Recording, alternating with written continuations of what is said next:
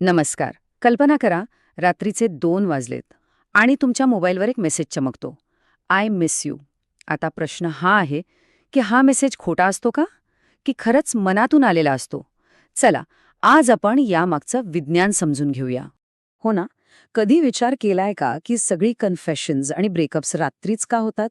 म्हणजे प्रेमाची कबुली द्यायची असो किंवा नातं तोडण्याचा निर्णय, या सगळ्या मोठ्या भावनिक गोष्टींसाठी रात्रच का निवडली जाते? हा काही निव्वळ योगायोग आहे की यामागे काहीतरी सायन्स आहे? तर आपला पहिला मुद्दा आहे रात्रीची प्रामाणिक कबुली. विचार करा, सगळीकडे शांतता आहे, घर झोपलेलं आहे आणि अशा वेळी एक असा मेसेज पाठवला जातो जो दिवसा पाठवण्याची हिंमतच झाली नसती. अगदी बरोबर.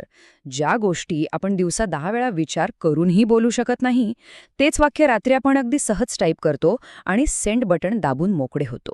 आणि मग सकाळी उठल्यावर आपणच डोक्याला हात लावतो. अरे रे, हे मी काय पाठवलं किंवा हे बोलायलाच नको होतं, असं वाटतं. पण खरं तर रात्रीच्या वेळी आपल्या मनातल्या भावनांवर कोणतंच बंधन राहत नाही. त्या थेट मोबाईलच्या स्क्रीनवर उतरतात. आणि इथेच येतो आपला दुसरा मुद्दा, थकलेल्या मेंदूचं विज्ञान. हो, या रात्रीच्या कबुलीमागे फक्त भावना नाहीत, तर यामागे एक ठोस वैज्ञानिक कारण आहे. चला, ते काय आहे ते समजून घेऊया. मानसशास्त्रामध्ये ना याला स्लीप डेप्रिव्हेशन अँड डिसइनहिबिशन असं म्हणतात. आता हे नाव जरा अवघड वाटेल, पण सोप्या भाषेत सांगायचं तर अपुऱ्या झोपेमुळे आपल्या मेंदूची विचारांना फिल्टर करायची म्हणजे चाळणी लावायची जी क्षमता असते ती कमी होऊन जाते. अच्छा, म्हणजे बघा, आपल्या मेंदूमध्ये एक भाग असतो ज्याचं नाव आहे प्रीफ्रंटल कॉर्टेक्स. हा भाग ना अगदी एखादा कंट्रोल रूमसारखा काम करतो. काय बोलायचं, काय नाही बोलायचं, कुठे कसं वागायचं, या सगळ्यावर तो लक्ष ठेवून असतो. हाच आपला सोशल फिल्टर आहे. पण गंमत बघा, खोटं बोलायला किंवा आपल्या भावना लपवायला ना खूप जास्त मानसिक ऊर्जा लागते. दिवसभर काम करून रात्रीपर्यंत हा आपला कंट्रोल रूम पार थकून जातो. म्हणजे मेंदूचा जो गार्ड असतो ना, तो झोपून जातो. आणि मग काय, मनात जे काही दडलेलं असतं ते सरळ बाहेर येतं. सोपं आहे. दिवसा डोकं चालतं, पण रात्री चालतं फक्त मन, म्हणजे आपल्या भावना. आता तुम्हाला वाटेल की हे आम्ही मनानेच सांगतोय, पण तसं नाहीये. आपला तिसरा भाग याच्यावर आहे.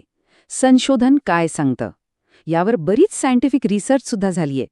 हार्वर्ड आणि युटा युनिव्हर्सिटीच्या संशोधकांनी मिळून मॉर्निंग मोरॅलिटी इफेक्ट नावाचा एक अभ्यास केलाय.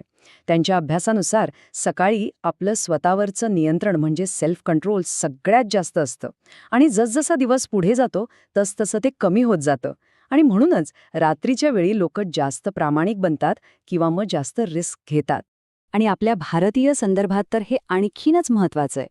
आपल्याकडे 4 लोक काय म्हणतील या एका विचारामुळे आपण दिवसभर अनेक भावना दाबून ठेवतो. त्यामुळे रात्रीची शांतता आणि प्रायव्हसी हीच आपल्यासाठी मन मोकळं करण्याची एक संधी असते.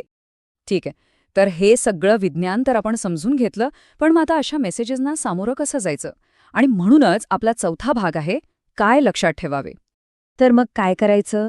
सगळ्यात पहिलं त्या भावनांचा आदर करा, कारण ती व्यक्ती त्या क्षणी तिच्या सर्वात खऱ्या रूपात असते.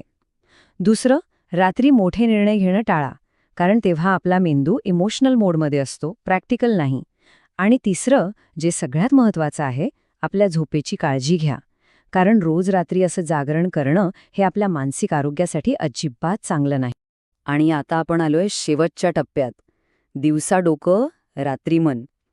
थोडक्यात सांगायचं तर आपलं आयुष्य या 2 वेगवेगळ्या अवस्थांमध्ये विभागलेलं आहे. दिवसा आपलं डोकं चालतं आणि रात्री आपलं मन. म्हणून एक गोष्ट कायम लक्षात ठेवा, दिवसा आलेला मेसेज कदाचित खूप विचार करून म्हणजे डोक्याने पाठवलेला असू शकतो, पण रात्री 2 वाजता आलेला मेसेज तो 100% मनातून आलेला असतो. तो कधीच खोटा नसतो. हे आहेत मनाचे खेळ आणि ते समजून घेणं खरंच खूप महत्वाचं आहे. याविषयी अधिक माहितीसाठी किंवा तुम्हाला काही मदत हवी असल्यास तुम्ही मानसतज्ञ डॉक्टर अजित पाटील आणि परीस फाउंडेशन यांच्याशी नक्की संपर्क साधू शकता. स्वतःची काळजी घ्या. मनाचे खेळ, परीस फाउंडेशन.